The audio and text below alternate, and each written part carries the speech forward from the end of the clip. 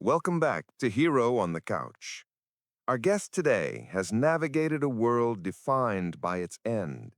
He is a survivor, a smuggler, and a deeply complicated man. Please welcome Joel Miller. Let's get this done. I understand your time is valuable, Mr. Miller. We're here to talk about what happens when survival becomes a reflex and grief becomes a way of life. 20 years ago, on Outbreak Day, you lost your daughter, Sarah. That event didn't just end the world, it shattered yours. The pain you carry is what we call prolonged grief disorder. It's not a wound that heals, it's a wound that calcifies and becomes part of the bone. How do you live for 20 years without truly processing that initial devastating loss? I put one foot in front of the other. You don't process it, doctor. You deal with it. You survive. There's no time for processing when the infected are at the gate. Everything you just said is soft talk. It doesn't put food on the table. Soft talk is what keeps us human, Mr. Miller. By avoiding that grief, you built a tremendous emotional wall around yourself. You became ruthless, indifferent, even cruel. That wasn't just survival. That was a profound emotional shutdown.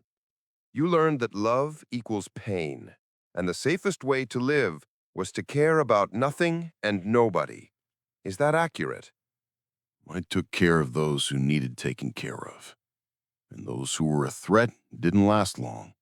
That's the only rule that matters.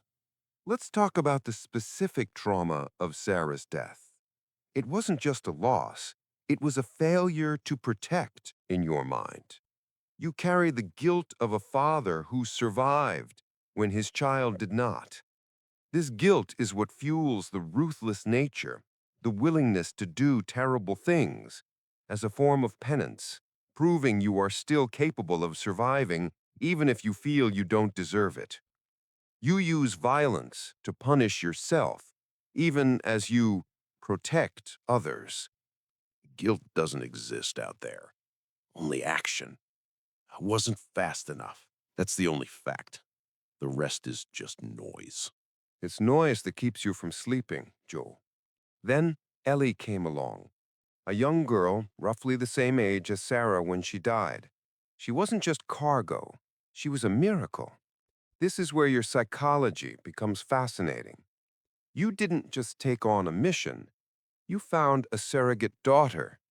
You projected all the unspent love, all the lost fatherhood, onto this child. You turned a professional assignment into a profound personal obsession. She's just a kid who needed to get where she was going. I got her there. End of story. It's rarely the end of the story, especially when love becomes trauma. Your bond with Ellie grew, and that bond reopened the emotional channels you had shut down. But with those channels open, the crippling fear of losing Sarah, the original trauma, returned, focused entirely on Ellie. Didn't you find yourself in a state of hypervigilance, terrified that the universe was setting you up for the same devastating loss a second time? Do what you have to do to keep them breathing. That's all there is to it.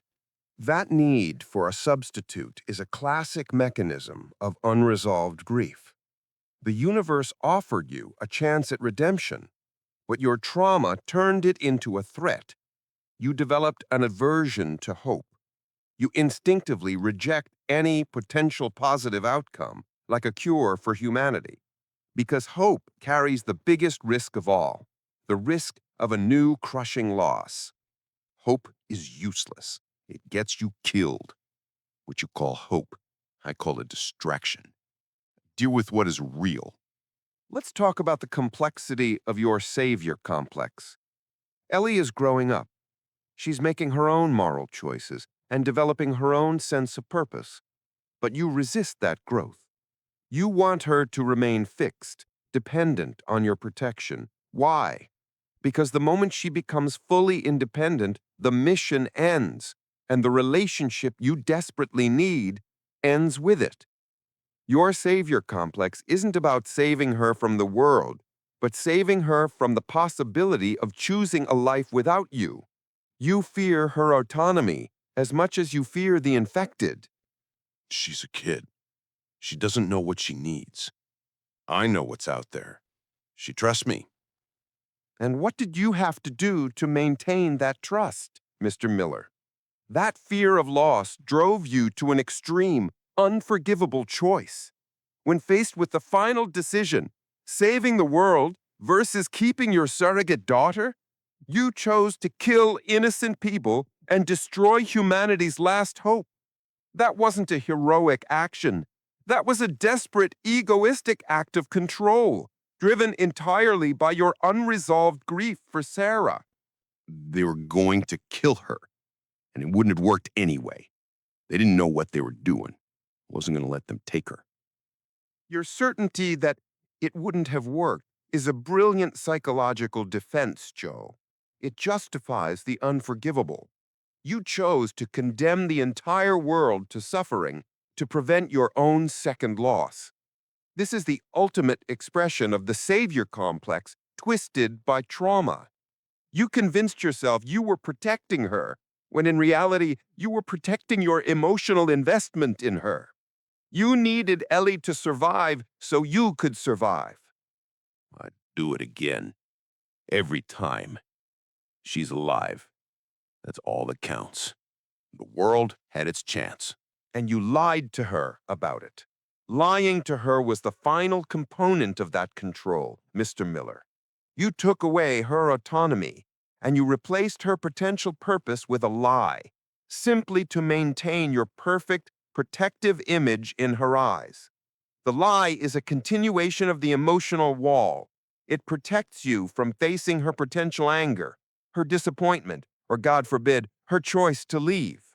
If you think that lie is the worst thing I've done, you haven't been paying attention. I gave her life. They were going to take it. I chose her. It's done. You killed the doctors, yes, but the final murder, Joel, was the murder of her truth. That lie is the infection you put between you. It's a wound that will define the rest of your relationship. Why was your need for her companionship worth destroying her belief in her own purpose? We survive.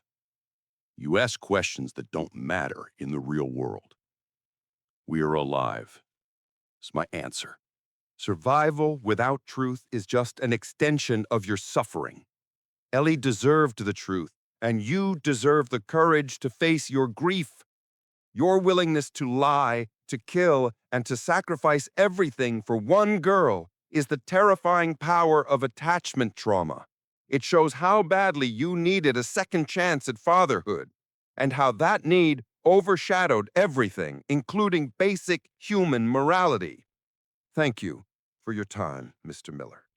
Joel Miller is a tragic study in grief and sacrifice. His story forces us to ask, at what point does love become a pathology? His profound loss of Sarah created an emotional void that Ellie desperately filled. His final terrible choice was not an act of saving humanity, but an act of saving himself from the unbearable pain of a second goodbye. When grief is left untreated for 20 years, it doesn't just damage the soul, it can destroy the world. Join us next time on Hero on the Couch.